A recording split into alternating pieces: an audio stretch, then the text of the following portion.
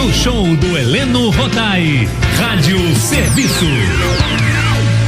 Tá na hora de conversar mais uma vez com o grande médico endocrinologista, chefe do serviço de clínica médica do Hospital Federal dos Servidores do Estado, meu amigo e grande tricolor, Dr. Silvio Provenzano, CRM 52374900. Quantas vezes você já ouviu alguém falar sobre um idoso que tem se tornado cada vez mais esquecido, mais confuso para a realização de tarefas cotidianas, trocando nomes de parentes, e aí as pessoas falam, isso é normal, coisa da idade. Mas será que isso é realmente normal? Ou é o início discreto de um quadro de demência? Por isso hoje o Dr. Silvio vai esclarecer dúvidas da família Tupi sobre este assunto. Bom dia, bom domingo e saudações tricolores, primeira vitória do ano, amigão. Começamos com o pé direito, saudações.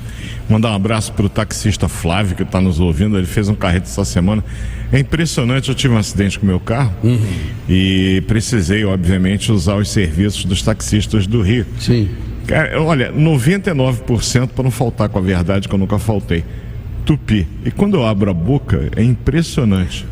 Doutor Silvio, eu não preciso andar com plaquinha de identificação. Eu agradeço o carinho. Flávio, bom domingo para você, esposa, família.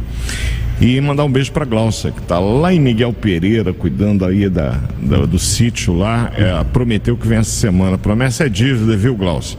Falar de demência. Você vê que eu estou me esforçando para não entrar no grupo. A demência, ela é uma condição que está associada à carteira de identidade amarelada. Não tem jeito, né? E eu vou tentar explicar por que essa história de demência, né? O pessoal fala, e velho gagá é depreciativo, né? O que acontece é que, à medida que a gente envelhece, determinadas áreas cerebrais, onde ficam as células do cérebro, que a gente chama de neurônios, e que tem uma rede imensa de comunicação entre eles. Um neurônio se comunica com outro, que se comunica com outro, e isso faz com que haja transmissão de mensagens e estímulos. E por uma série de condições, ao longo da vida, essas conexões vão sendo prejudicadas. Entendi. Então, veja bem, das causas de demência, que são várias, a gente fala demência está com Alzheimer, é a mais comum. Cerca de 60% de todos os casos de demência diagnosticados no mundo, sabe quantos casos tem aqui no Brasil, estimados? 2 milhões. Sim. 2 milhões que estão registrados, é possível que tenha mais. E Alzheimer provavelmente contribui com 1.200.000 a 1,5 milhão de todos esses casos, mas eu tenho outros casos de demência. É a perda neuronal de determinadas regiões regiões do cérebro, e cuja primeira manifestação, como você já alertou, é esquecimento. Agora, para a família Tupi não ficar preocupada, esquecer eventualmente, atire a primeira pedra. Sim. No outro dia eu me peguei tentando me lembrar, olha só, o nome de um remédio. O médico não lembrava. Pois é, mas eu não estava lembrando. Isso pode estar associado a estresse, pode estar associado a cansaço, a uma noite de sono mal dormida. Sim. Isso não significa quadro demencial. Sim, com certeza. Não significa. Agora a gente tem que ficar atento a isso, porque existem algumas medidas que a gente deve tomar. E eu vou falar dos tipos de demência que você vai me perguntar, porque além da questão do esquecimento, existem outras alterações para que eu possa estabelecer o diagnóstico de demência. Já adiantando, alterações da função cognitiva, do raciocínio, do julgamento.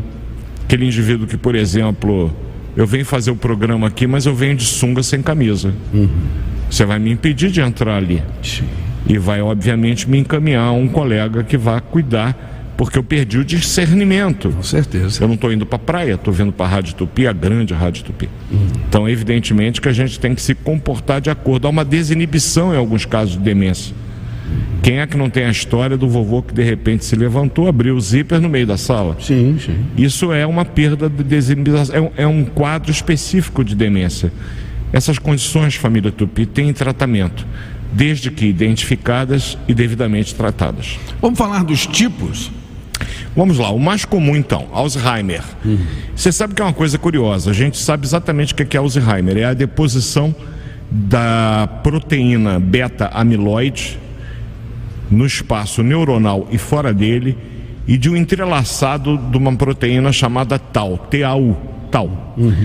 Isso, quando a gente faz a necropsia de pacientes com Alzheimer, a gente detecta esses emaranhados. Aí vem a pergunta: o que causa essa deposição? O que leva a ter essa deposição? A gente não sabe. Então nós hoje temos, para o mal de Alzheimer, e justiça ao Dr. Alzheimer, que no século retrasado, final de 1800, ele descreveu uma senhora, e veja bem, essa não era, por incrível que pareça, tão idosa. Ela tinha 50 e poucos anos, com alteração de julgamento, discernimento, alterações cognitivas. Foi o primeiro paciente diagnosticado com Alzheimer. Mas normalmente é uma doença que surge após os 60 anos de idade. E ela vai se manifestar por esquecimento, alterações da função cognitiva. O raciocínio fica lento, a pessoa não consegue muitas vezes fazer as atividades, compromete a qualidade de vida diária. E tem fatores de risco. O primeiro deles, histórico familiar. Eu tive minha avó e minha mãe com esse problema. Razão pela qual eu faço esse programa com as mãos trêmulas. História genética é importante. O que alivia é mais comum no sexo feminino do que no sexo masculino.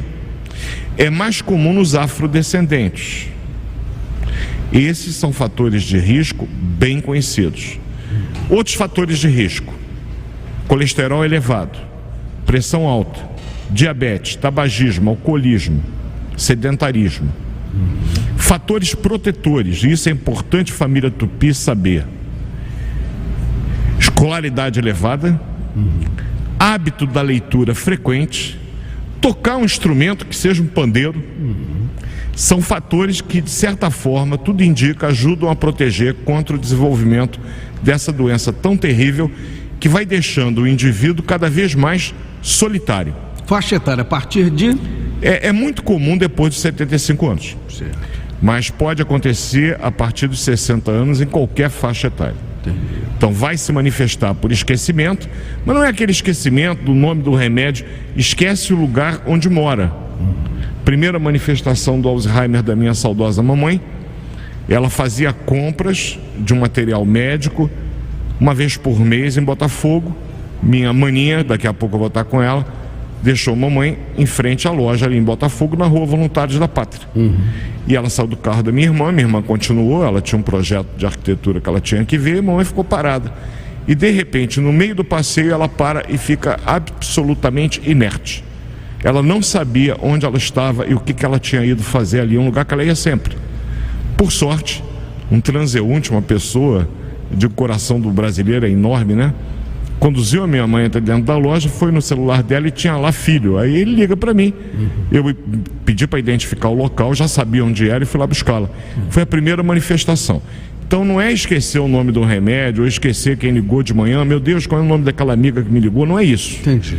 É esquecimento de uma coisa tipo, eu não sei onde eu moro, eu não sei onde eu estou. Não consegue fazer uma operação aritmética simples. São dados que vão atrapalhando a função cognitiva e, com isso, tirando da pessoa a sociabilidade. Isso faz com que a pessoa fique cada vez mais reclusa. E aí, aquilo que eu falo, tem que cuidar dessas pessoas com muito amor. Por quê? Porque o isolamento só vai acelerar a progressão de uma doença que normalmente tem uma instalação lenta, gradativa. Mas não tem cura, mas tem remédios que atenuam isso. Eu estava pensando aqui, o senhor estava falando, eu estava pensando, quer dizer, a ajuda familiar nesse momento é fundamental e não largar de mão, que às vezes tem muito filho, né, sem paciência, às vezes cheio de coisa na cabeça, no dia a dia, que acaba, tá bom, e tratando mal até o idoso. Né? E veja bem, se você tem as suas obrigações e quem não as tem, pega uma pessoa para cuidar. É fundamental porque a pessoa, à medida que a doença progride, sequer sua higiene pessoal consegue fazer. Não consegue mais se alimentar, não consegue mais ir à geladeira pegar um copo d'água. Então é fundamental que haja cuidados para esse tipo de indivíduo com esse tipo de problema. Então a gente pede encarecidamente, quem tem vovô, vovó, com esse tipo de problema na família, abraçá-los com um sentimento de amor profundo e verdadeiro, porque é disso que eles precisam, além, evidentemente, do acompanhamento médico correto, o que nem sempre é fácil. Mas eu tenho outras formas de demência além de Alzheimer. Eu tenho, por exemplo, injúrias vasculares, olha que nome bonito, acidentes vasculares, pequenas isquemias cerebrais, e como consequência da falta de oxigenação, eu vou perdendo neurônios. E lembra que eu não falei no começo do serviço de saúde que o quadro demencial ele era devido à falta de comunicação entre os neurônios. Se ocorre a morte do neurônio por falta de oxigenação, eu vou ter uma perda. E evidentemente que essa perda ela vai estar relacionada com a área do cérebro que foi afetada. Por exemplo, no Alzheimer, a primeira área cerebral é chamada de hipocampo, que é exatamente o local do cérebro, graças à memória. Nós temos a memória no hipocampo, nós temos o julgamento no hipocampo, por isso que no Alzheimer, essas funções cognitivas são as primeiras que a gente perde, mas progressivamente até a função motora passa a ser afetada. O paciente tem dificuldade para se locomover, uma rigidez, um tremor característico, até porque outra doença que tem rigidez e tremor, e sobre a qual felizmente você já me deu a afortunada oportunidade de falar aqui, é a doença de Parkinson. Eu tenho uma demência associada à doença de Parkinson. Quando ela alcança seus estágios terminais, já com uma evolução de anos, eu posso ter um quadro demencial.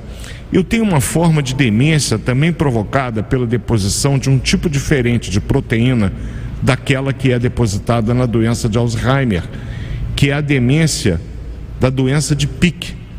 Essa demência, o indivíduo tem alteração da fala. Eu com essa doença não posso fazer o serviço de saúde, porque o meu discurso, a minha linguagem, além da memória, é afetada.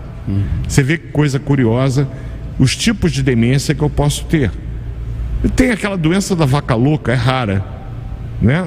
Mas é a doença de demência de Creutzfeldt-Jacobs, doença da vaca louca. É uma forma de demência que eu também tenho que considerar quando eu avalio esses pacientes.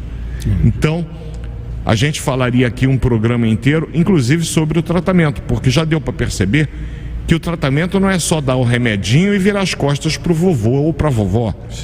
O tratamento requer, acima de tudo, cuidados incessantes e estimular. Então, você quer se proteger? Vamos lá, a mensagem mais importante do Serviço de Saúde deste terceiro domingo de janeiro. O tempo passa rápido, né? Passa rápido.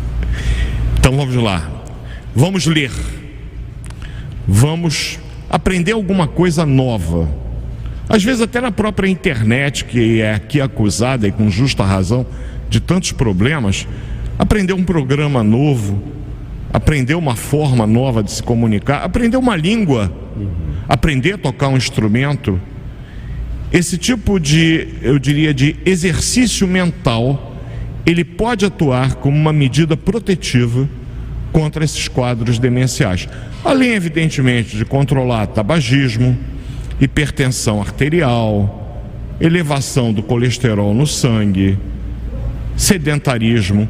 Os quadros de Alzheimer, eles estão muito associados a quadros depressivos, que normalmente surgem após os 50 anos de idade. Vamos cuidar das nossas cabecinhas. Então, esses são os conselhos do Dr. Silvio no Serviço de Saúde do Heleno Rotai para a família Tupi neste domingo de janeiro, e já pensando o que a gente vai arrumar de encrenca para a semana que vem. Demência para mim foi um desafio, porque à medida que eu ia estudando, e para falar aqui 10 minutos, 12, 15, eu te garanto que eu estudo algumas horas, eu ia me relembrando dos problemas que eu vivenciei com mamãe. A cuidadora dela dizia, na época que eu estava na presidência do conselho, volta e meia eu era entrevistado na TV aberta. E aí aparecia eu num jornal, e é engraçado que a Mônica, vai meu beijo para ela, que cuidou com tanto carinho da mamãe, a Mônica dizia que ela olhava para a televisão, tipo, eu acho que eu conheço aquele cara. Mas ela não conseguia articular. Todos os domingos eu almoçava com ela, ela sorria quando eu chegava, mas não interagia mais. Mas estar ao lado, segurar na mão, beijar o rosto, conversar, puxar a conversa, Isso é fundamental. É verdade. É o meu recado para a família Tupi. Perfeito, meu amigão. Assunto para domingo que vem. Então vamos lá. Você sabe que eu recebi no Face ontem 2 questionamentos que eu fiquei intrigado. O do Luiz Sérgio Marino pela 2ª ou 3ª vez, e ontem pela primeira vez da senhora Ivone Braz Rosa, querendo saber sobre cãibra, que na verdade é uma coisa muito comum, e sobre o assunto que nós já conversamos no Serviço de Saúde, na época que ainda era lá na Rua do Livramento, já tem uns 8 anos esse assunto. Por aí. Então é um assunto que já passou há muito tempo. E causa de cãibra, né, Eliano? Você sabemos. Isso. Regina não. É muito comum cãibra e tem várias causas. E descobrir por que a gente está com cãibra, até para poder evitar, porque quem tem, olha, está de noite deitado, daquela cãibra você acorda no ar. Falar um pouquinho sobre o que é essa tal de cãibra. Aprender, inclusive, a escrever. Como é que escreve corretamente cãibra? Falar é fácil, escrever é mais complicado. Combinado então, meu amigo. Um grande abraço, bom domingo, boa semana e até domingo que vem, se Deus quiser. Se Deus quiser, uma semana abençoada, família Tupi. Obrigado mais uma vez. Tchau, tchau, meu querido. 11h46. Show